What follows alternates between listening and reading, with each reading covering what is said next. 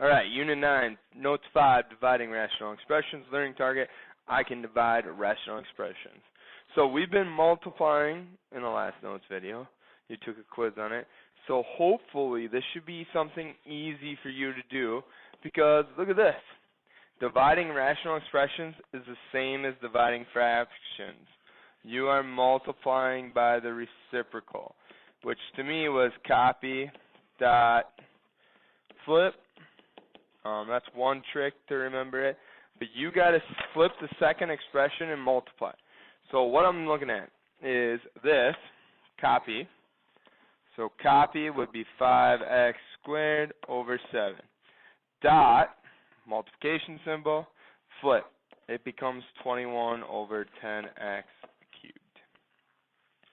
So that's really all you're doing. Now you're supposed to be good at multiplying. So I like to reduce the 7 to a 1.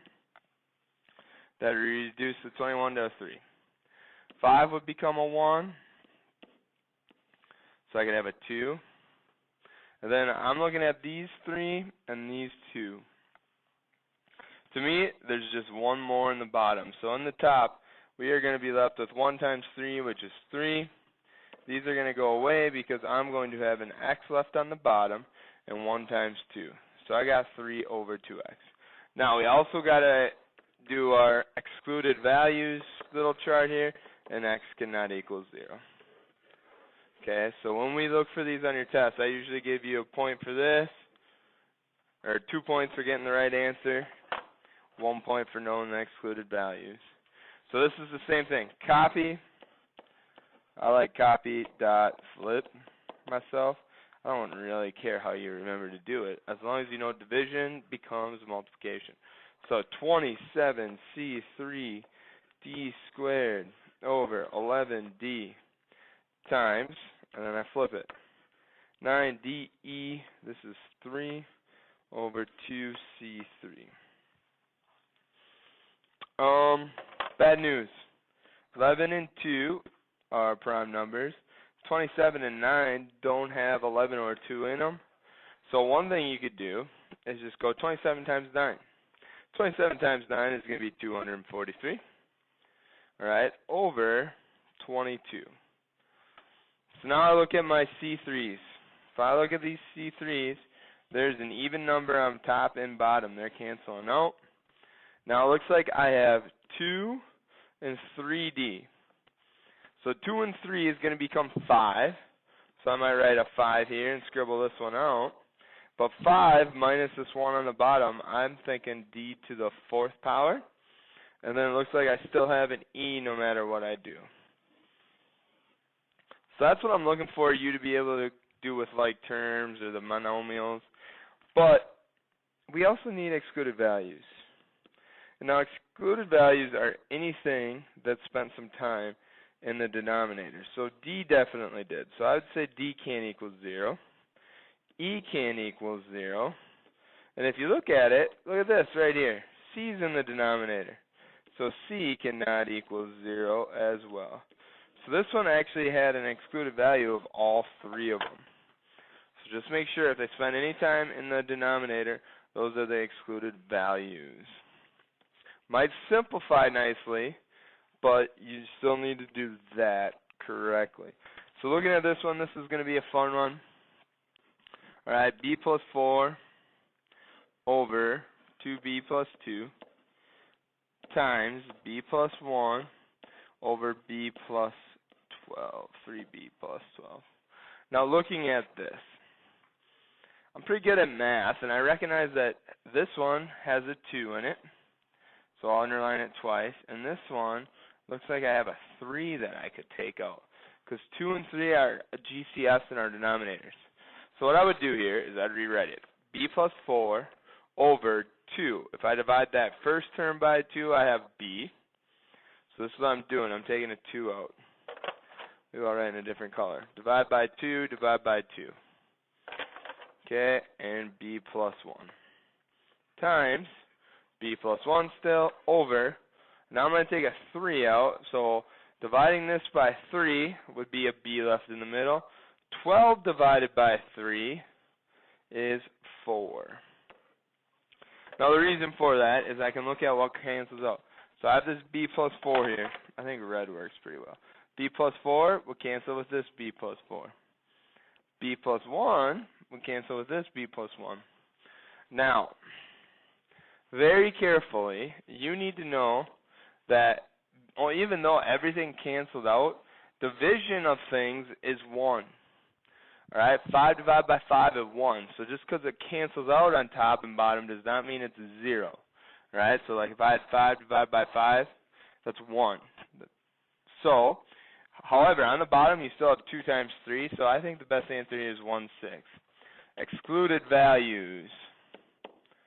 I think B cannot equal, because that's my only variable. Alright, so I look at this one right here. I get that -1. Alright, this one right here is actually the value, since it's 2b plus 2, is actually this b plus 1. So we got that one. But I need this one right here, which is a -4, because if b plus 1 equals 0, that's how I get the -1. B equals -1. And if b plus 4 equals 0, subtract the 4, subtract the 4. B equals -4. So I got -1 and -4. In this one on the bottom, I'll do it in a couple different steps. I'll do my copy, dot flip here. Alright, I'm thinking some 3's are in order. Ooh, maybe a 6, I guess. Times B plus 5. So this is where I flip it. Now, knowing what I know now, I like the 6 right away because that's b minus 2. Then, alright, we also have a 3 because I could write that as b plus 5. Okay, times, I like that because b plus 5 I see is on the top.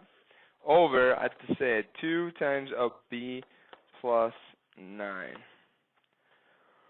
We're looking at these two. This is a b plus 5, and this is a b plus 5.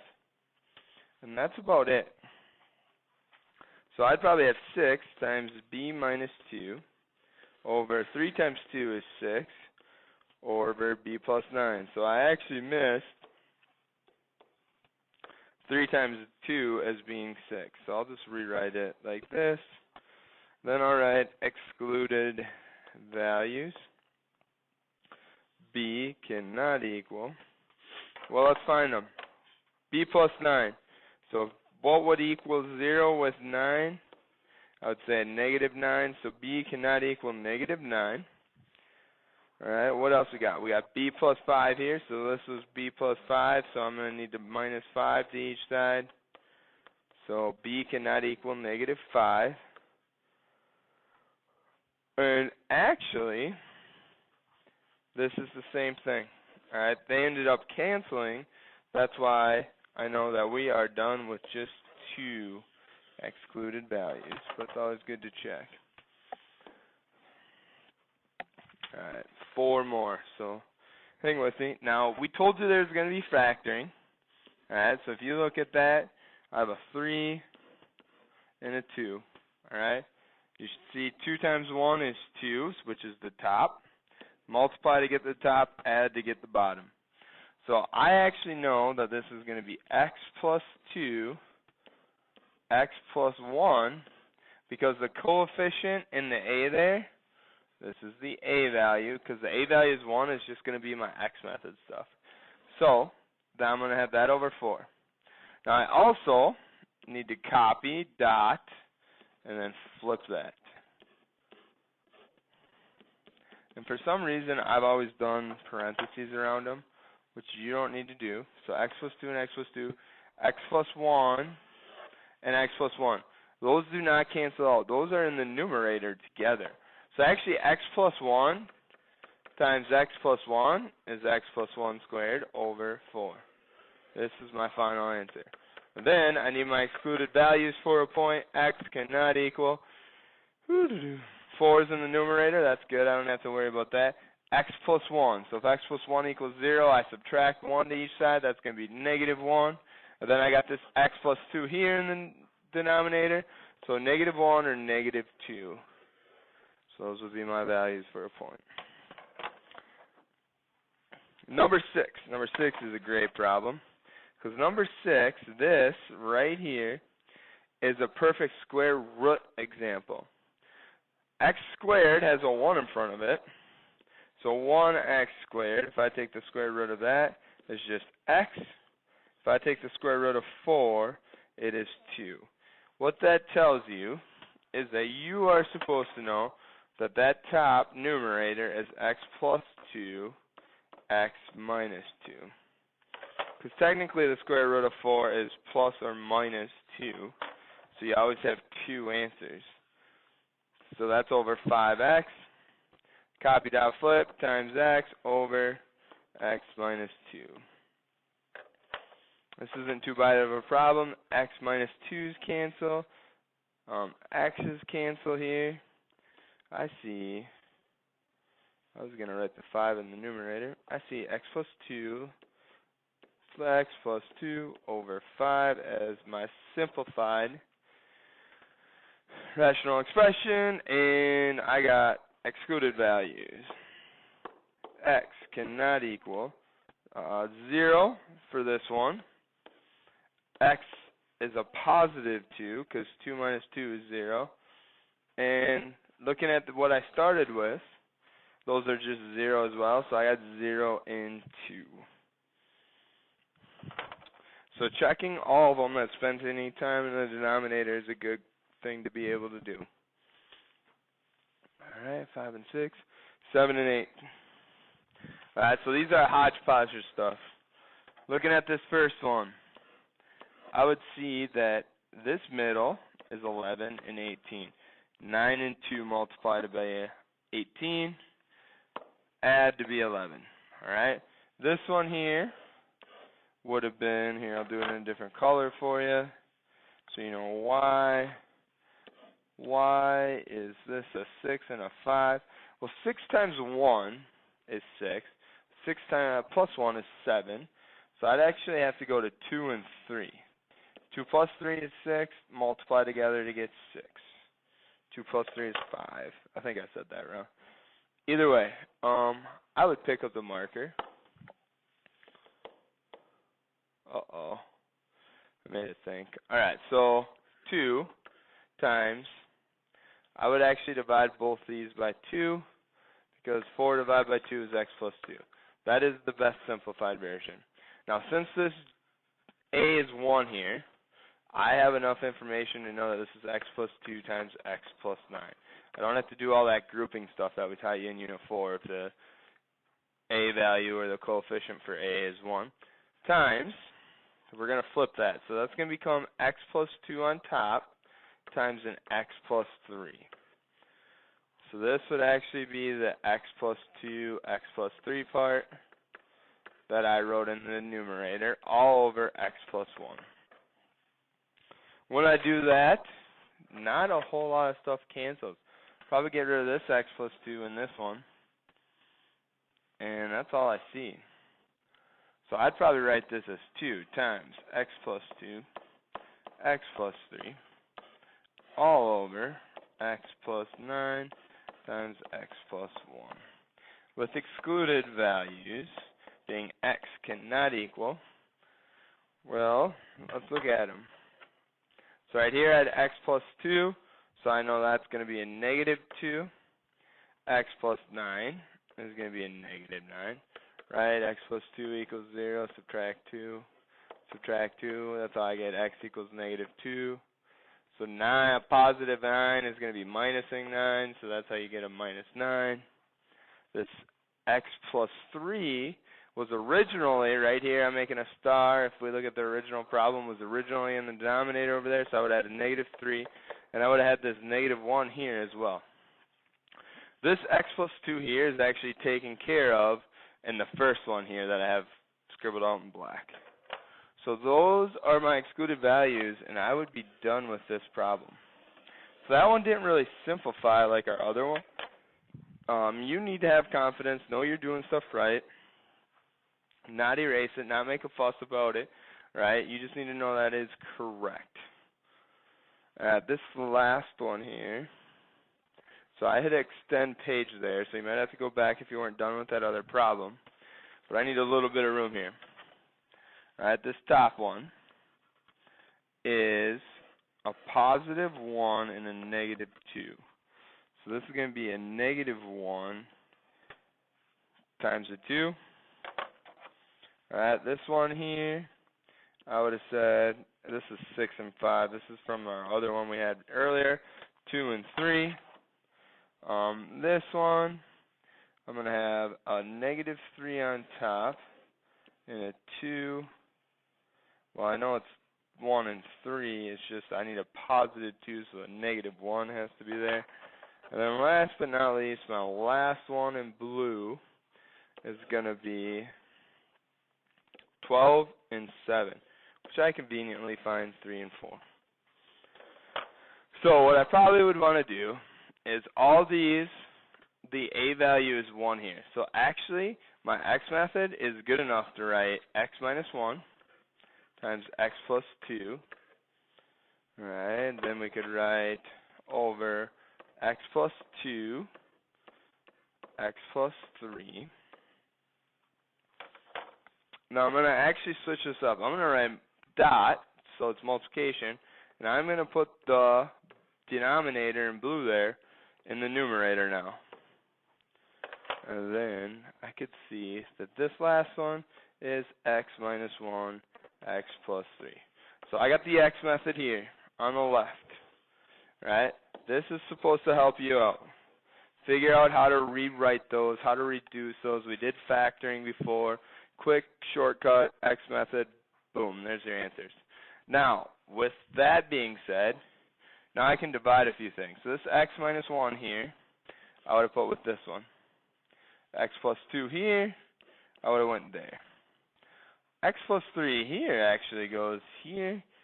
I actually just end up with an x plus 4 over x plus 3. So this one reduced well for me. I gotta do my excluded values, so x cannot equal. I see negative 3 right in front of me. I think yellow shows up. So that negative 3 is taken care of. I got an x minus 1 there, so I'm gonna write a 1. Ooh, this negative 3 is fine. So I need a 1 and a negative 2. So I'm gonna go back, make this a 1. I need a negative 2 and a negative 4. Because guess what? This numerator right here was in the denominator at the beginning in blue. So you need to have negative 3, 1, negative 2, negative 3. If you're missing one or something on the test, I'm going to take off a half a point. You got to recognize what was in the denominator before you flip it. Alright, so let's try some application problems with this stuff. And it's not too difficult. A lot of you guys have had physics by now. So rate times time equals distance. So rate times time equals distance. Well, it says what was the average speed. So I'm finding rate. It says distance is miles, 200 days. So I actually want the rate. So I'm going to divide by time here. Rate equals distance divided by time, which is equal to 46,000 divided by 200. So that's cool. Rate is going to equal 2,330,000. So this is miles over days. Miles per day. So that's 2 million miles per day, roughly. Nearest mile per hour.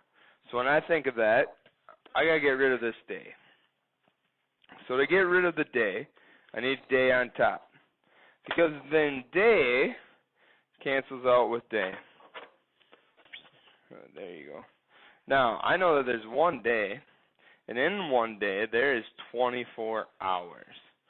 So now what I actually get to do is just take this. We're going to end up with this over 24, But now we're going to have miles per hour. So I don't need that 24 because I wrote it over here. So on my calculator, I take 2,330,000 divided by 24.